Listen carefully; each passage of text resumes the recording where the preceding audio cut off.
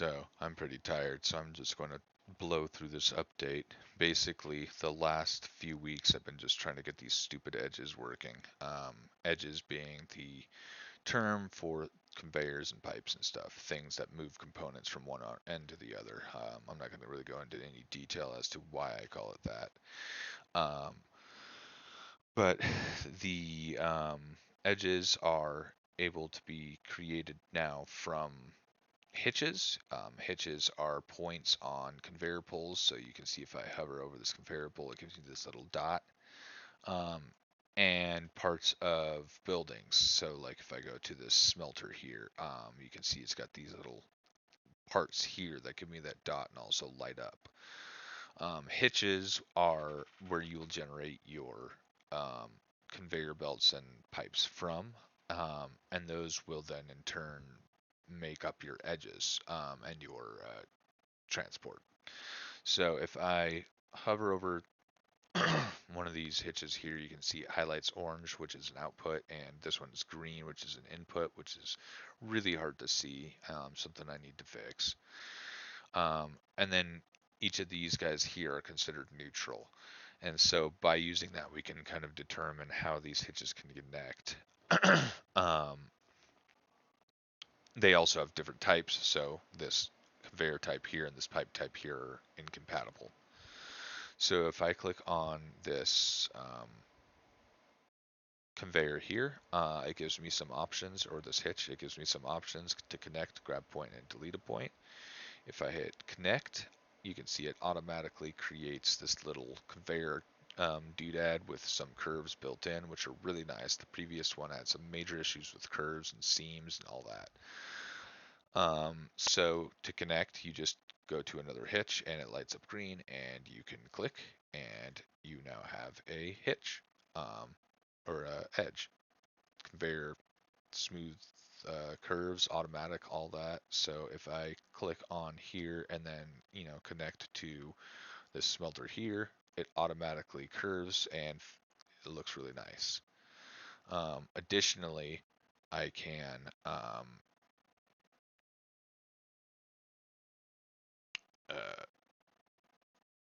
I'm supposed to be able to grab a point, but it's a lot harder with this cursor being kind of off center apparently. But I can grab a point here and then click that and it will grab it and allow me to move it around. So you have the ability to edit as well. Another thing is it does have constraints. So if I were to grab this point and try to go to here, it won't let me because the path collides with terrain. If I tried to go to this floating one here, it says it's too steep. If I try to go to this guy over here, it's approaching from the wrong angle. So there's different constraints keeping you from being able to generate paths. Additionally, you can't generate a path to an opposite type. So if I click this, you can see this pipe is being attempted to be generated, but apparently it's letting me connect to this one. Maybe types are independent of poles. Let me see. Huh, that's kind of cool. Or that's a conveyor. Apparently I have this as conveyor type. Well, that's a bummer. I haven't actually tested this um, boiler yet, but if I create a transport pipe, I should be able to create a pipe type. So let's do that instead. So here's our pipe. Still lets me connect to it, so that's good to know. Maybe I can leave poles as independent types. It's just whatever type you start with that it becomes. It's kind of neat, actually. I like that. If that works out, I'm not sure if that will break anything yet, but if it doesn't, it's not a bad multi-purpose way to do that. Um, anyway, so you have different constraints that are supposed to keep you from connecting things. Generally, if I have this pipe, I shouldn't be able to connect to one of these hitches. So that does look like something I need to troubleshoot is pipe cross contamination. But really, that's easy to do and not the point of this. The main point is the fact that I finally got this bloody curve and seam working. And the nice thing about that is I incorporated it with a new object pool system to build chunked conveyor belts. So if I come way over here and try to connect, you can see it. Now it's hard to see, but it does say the conveyor belt is too long down here at the bottom. Um, so in order to connect, I would need to make a fairly long belt. So if I try to make a long belt, okay, well, let's connect to this guy here. God damn it, it's the wrong approach angle. So now I need to delete this guy. Apparently I don't have colliders on them, so now we can't even delete it. Great. Now what do I do? Well, you can actually auto place. So if I hit space, it brings up a blue um, conveyor belt, meaning it's good. It's like the green conveyor belt, but the difference is it's now going to be creating additional object. And then it does take into account the same constraints. I can't being a bad tangent. But now I can auto place a conveyor belt. So if I hit mouse button, you can see it went into this adjust mode. And then if I hit it again, it creates it. Additionally, if I go into adjust mode and then I hold control and rotate my mouse, I can rotate the conveyor, and the conveyor, you can see it doesn't really it never goes backwards, and once it gets past a certain point it kind of snaps back. So that does make it a little bit easier to place conveyors and make the curves match up and stuff. You don't have to worry about a specific direction. It just kind of has like a perpendicular cross section that it meets at, I guess. Um, and then you hit this and it will actually face in that direction. So now I have a lot more leeway. I can actually, if I hit space again to go out of that mode, I can actually connect to this tangent now. And you can see the whole thing is fairly smooth. Um, additionally, if I click here and go into adjust mode and scroll, I can change the length of the conveyor pull. So I can do that, and then maybe I'll take this and make a nice incoming curve and go into there. So now we have this fairly long conveyor belt. Another thing is if I back out of here, you can see that conveyor belt has a fairly smooth transition line between the two belts. Um, it's not perfect. I'm still working on it a little bit, but it's really damn smooth. And it actually, I'm pretty sure the reason it's not perfect is just like a simple parameter that, like, literally could be, I might even be able to change right now if I wanted to. Um, the um,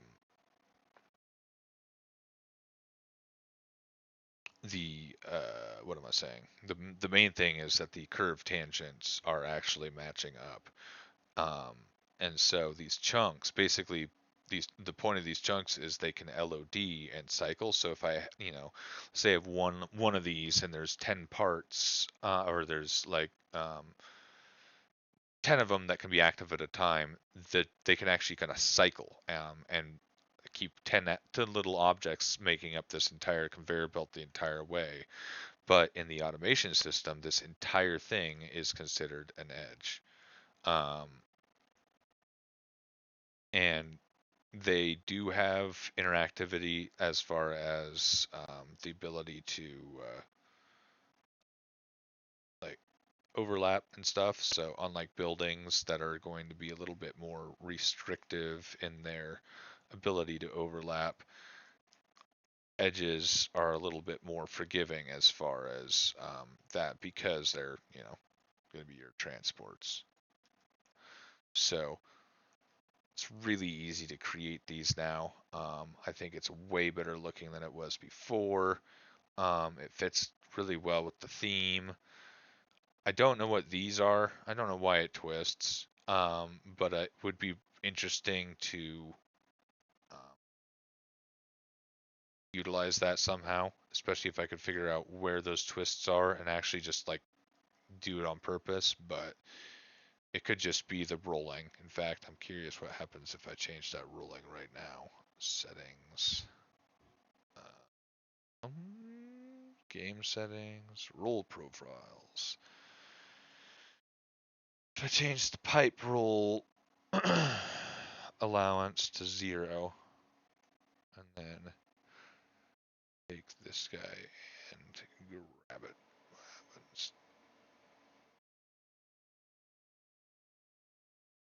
Apparently it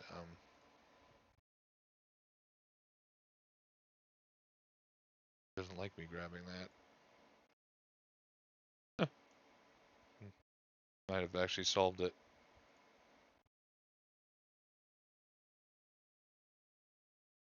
Look at that.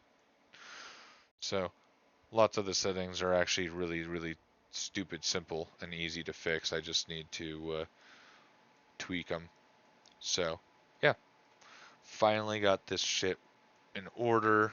Finally got it to the point where it like looks good. Um, you can delete things in the middle. This is a whole nother part. You can actually delete points, which splits them. So now these are two edges.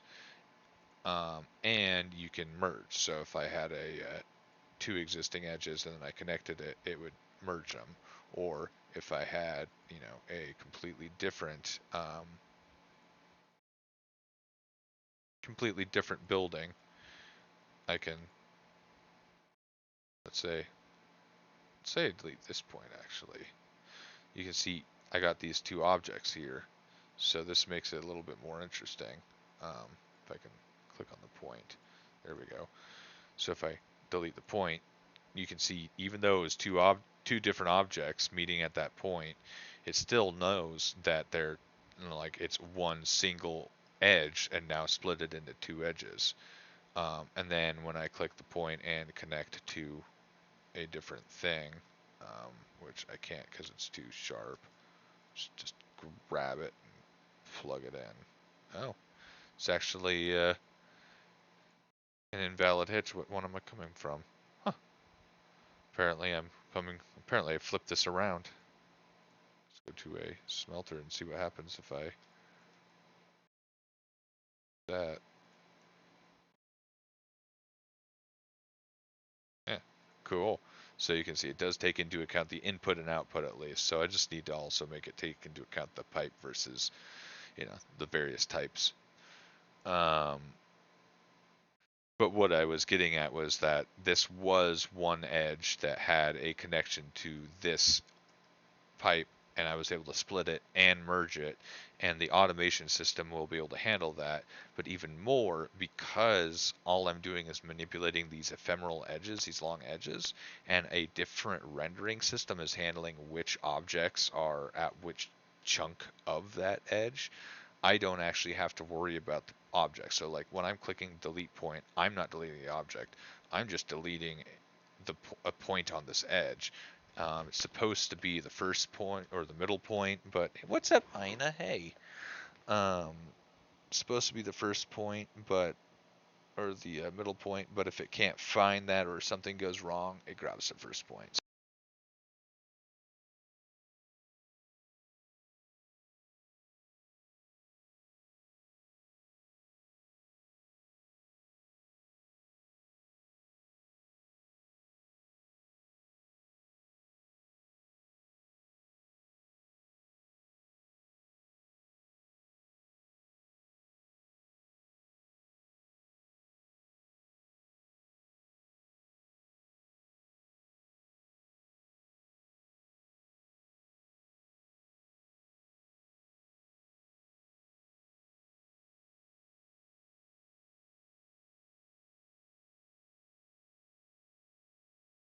Well, apparently it cut out the audio again. So